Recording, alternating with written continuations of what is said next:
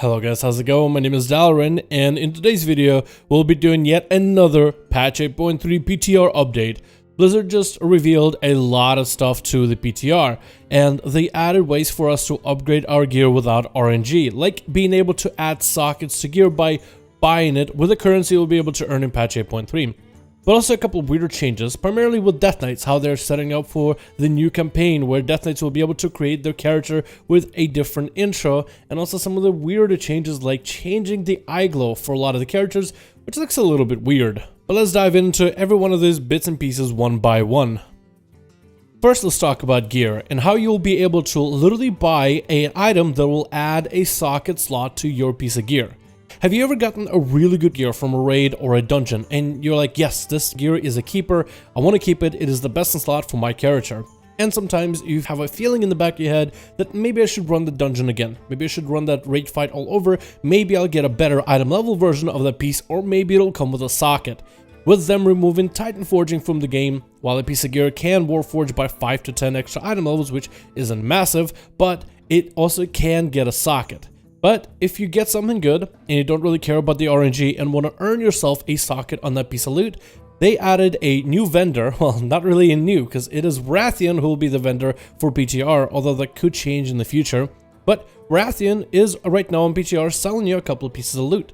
First of all, he sells you the Vessel of Horrific Visions, so you can enter a horrific vision that is to be expected. But he also sells you a Gouged Eye of N'Zoth, which is a consumable that can add a socket to a piece of gear. Now, we don't know the details about what can it do. Can it add a second socket to an item that already has an existing socket slot? But we could take guesses. For the sake of balancing, I don't think Blizzard will let people have two socket pieces, because then the RNG on gear is going to be massive. But if a piece of gear doesn't have a socket and you want to keep it and you want to use it as a piece of loot, then the socket will be as an option. So as a character, you could finally get yourself a socketed piece of loot without RNG. You just have to earn the resource, which is going to be the Corrupted Memento. We don't know how difficult Corrupted Memento is going to be, and hopefully it'll take you maybe 2 weeks worth of farming at most. So after 2 weeks, you're able to get yourself a nice piece of loot from a raid or a dungeon and slot in a socket, and now you have your best in slot for the rest of the tier. Blizzard talked in the future about how in Shadowlands they want to improve the gearing of your character and lack of RNG being the primary focus of Shadowlands, so less RNG on what you get for loot. So maybe we'll see this as a system to be added in the future World of Warcraft expansion Shadowlands. We'll see how well this system works on PTR as well as whenever it comes out live, but I think this is a good step in the right direction to eliminate RNG, but also allow people to work towards something and be able to upgrade the pieces by doing things in game rather than trying to roll for a random chance. Blizzard is also doing more updates when it comes to trying to set everybody up for their different Death Knight introduction. First of all, we have a brand new map for the Icecrown Citadel, and I doubt that Blizzard decided to update it just for anybody who wants to maybe try running Icecrown Citadel all over again. There is also bits of new dialogue between Bolvar and the current leader of the Ebon Blade, Morgraine, if anybody remembers him. Is that the right name to say it? Morgraine? I'm pretty sure. But that's cool. I am very excited to see what the Death Knight introduction is going to look like. It is not available in PTR as of making this video, but probably by the time you guys watch it, the next morning, they probably will add something. Maybe on a Tuesday, maybe on a Thursday. As soon as there's anything new about Death Knights and their introduction, I do want to make a video talking about the news. It is still weird knowing that in Shadowlands, Death Knights will start at level 1. So I do want to ask you guys a question. What do you think about Death Knights starting at level 1, technically, for the next expansion? We also have one class change happening in the new patch. And this one was weird. I don't really know where it comes from, but I have a couple of guesses. Elemental Shamans Lightning Lasso is getting a nerf. To be honest, I have no idea if Shamans are that busted or anything to warrant a nerf for Lightning Lasso. I felt when they made the change to Lightning Lasso, instead of going percentage damage, it does spell power damage. It forces Shaman to actually play around Lasso as a bursty cooldown, or if you do want to use it as a stun, it won't be quite as consistent, I guess is the best word to use. So Lightning Lasso can sometimes crit, sometimes it doesn't crit, so depending on your character build, you can have Lasso do damage and sometimes it doesn't. I don't really know. Maybe this is mostly for Shamans that use Conflict and Strife in dungeons or raids. Maybe after that change, this is why Blizzard is nerfing it for the next raid tier. Maybe this is too strong in Mythic Pluses for Season 4. Never really know. And we finally get to see what will be the cutting edge mount, as well as the ahead of the curve mount that'll be added with a brand new raid. I think a lot of you guys are going to be very excited, and most of you guys should at least try to get ahead of the curve because the mount is so good, but even cutting edge looks really good. Let's start out with cutting edge. You'll be able to get the Neolotha Allseer. The quote that goes with the mount is, "To find him, drown yourself in a circle of stars." Now, you don't really get a circle of stars, you get more a jellyfish full of eyes, but either way, a really cool looking mount, and I do wonder if it'll have anything special like Whispers of N'Zoth as you ride it or something cool about that. Either way, really cool looking mount for cutting edge. And ahead of the curve will be pretty dope looking too, as it is going to be a Void Dragon. If you guys were excited about the possibility of Void Dragons being added at one point with patch 8.3, most of you guys probably seen one or two Void Dragons earlier when you probably did the neck level 70, the very first essence you get. You do a little quest line to help out the red dragonflight, and they're attacked by all the Void Dragons in the world. You get yourself a pretty awesome looking Void Dragon, which is very similar in look to the Legion dragons that they added back in the day. You know, those with a massive prominent jaw.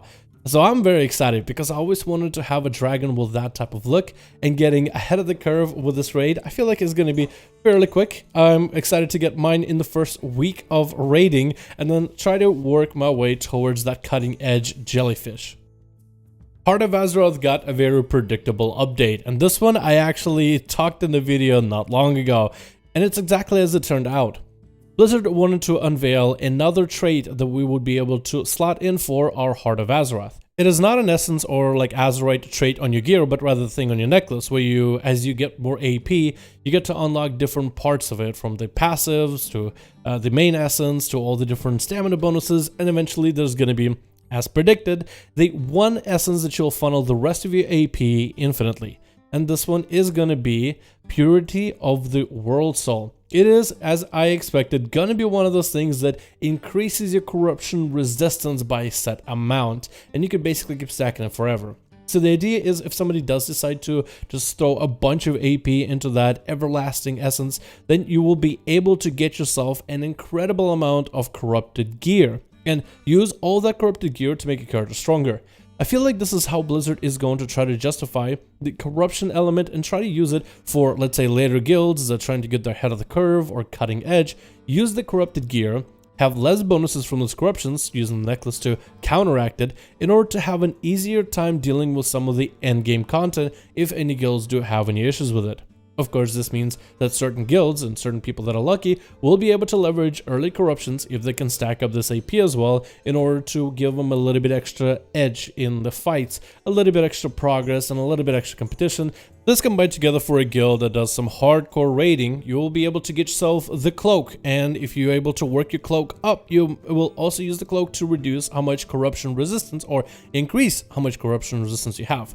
Grinding out for certain essences will also increase your corruption resistance, and funneling more AP into your neck also increases your corruption resistance. So some of the guilds that are going to be grinding islands and grinding every single world quest out there for that sweet AP are going to have a little bit extra of that extra bonus. So it means that AP grinding is going to be turned up to a max for this patch, and then I guess we're going to be gone with all the AP grinding for the next expansion of Shadowlands. Not a huge fan of them having us grind all over again, and I wonder if they'll do anything with catch-up mechanisms in order to help us grind.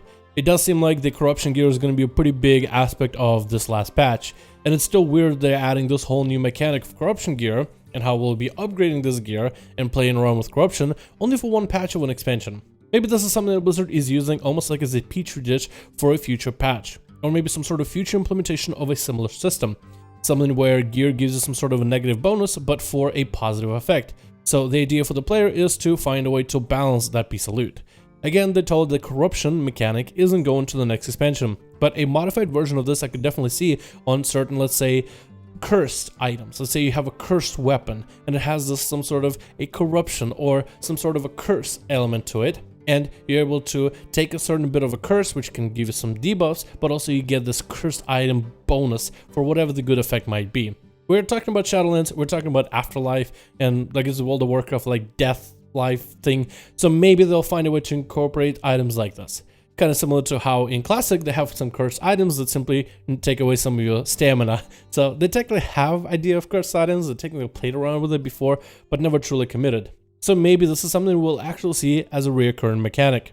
Finally, Blizzard also has Mother, which is going to be hanging out in the heart of Azeroth. She will be also there to take away any corruptions that you have on your gear. Right now, to take away corruption on your gear is very, very inexpensive. So the idea is maybe it'll be more expensive every single time that you end up, let's say, decursing or decorrupting a piece of loot. But the idea is if you have a piece of gear and it's corrupted and you don't want the corruption, you can go to her, do it for very cheap. Now you have a piece of gear without any negative bonuses.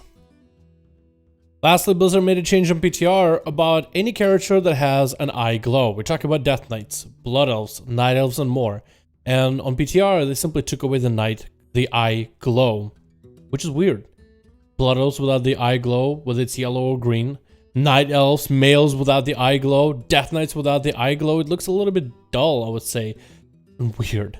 They said that they want to change this for future Shadowlands customization stuff, but I don't really like it.